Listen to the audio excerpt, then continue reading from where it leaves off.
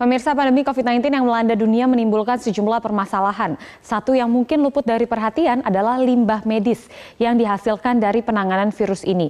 Livia Ramadanti mengajak Anda menilik pengelolaan limbah medis COVID-19 di tanah air.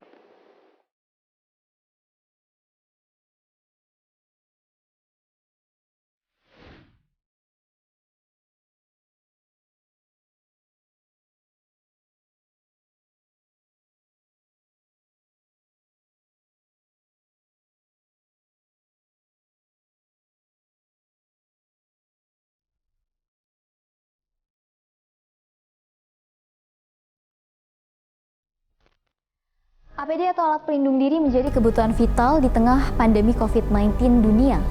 APD seperti diketahui sesuai dengan standarisasi dari WHO atau Badan Kesehatan Dunia harus dilengkapi oleh beberapa hal.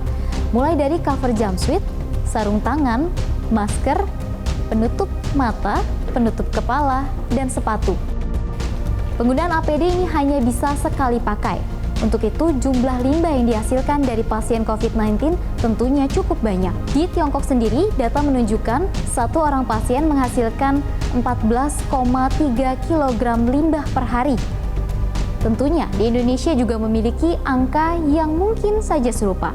Namun, kita akan cari tahu berapa jumlah dari hasil limbah medis yang dihasilkan pasien COVID-19, serta bagaimana pengolahannya di Indonesia.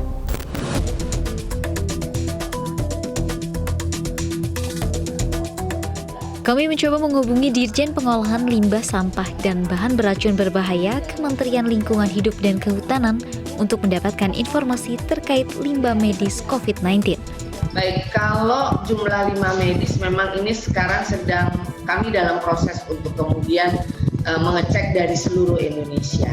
Dan memang dengan wabah pandemik ini jumlah limbah medis pasti akan kemudian meningkat. Kami masih memperkirakan peningkatannya kurang lebih 30% dari yang biasanya.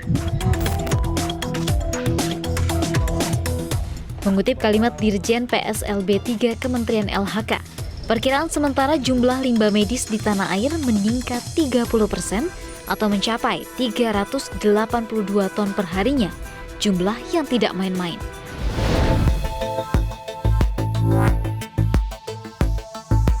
Sementara berdasarkan pedoman dari Kementerian LHK, limbah medis dari COVID-19 perlu penanganan khusus.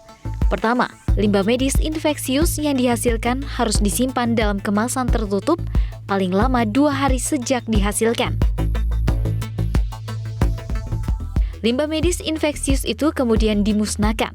Ada 2 cara memusnahkan limbah medis, menggunakan insenerator dengan suhu pembakaran minimal 800 derajat Celcius, atau menggunakan autoclave yang dilengkapi dengan mesin pencacah. Sama halnya dengan tenaga medis, petugas yang menangani limbah COVID-19 beresiko tertular virus ini. Untuk itu, protokol keamanan dan keselamatan pun ditingkatkan. Karena ini tugas kami di lapangan berat,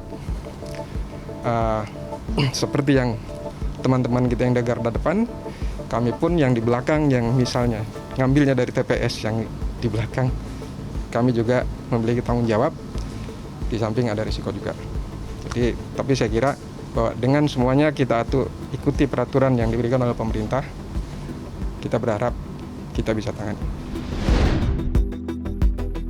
Melihat fakta di lapangan, permasalahan pengolahan limbah medis COVID-19 tidak melulu datang dari rumah sakit. Limbah medis rumah tangga di masa pandemi juga perlu jadi perhatian.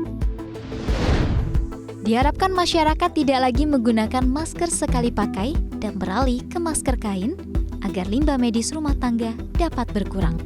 Dari Jakarta, Livia Ramadanti, Sinta Novita, Gilang Kelana, Metro TV.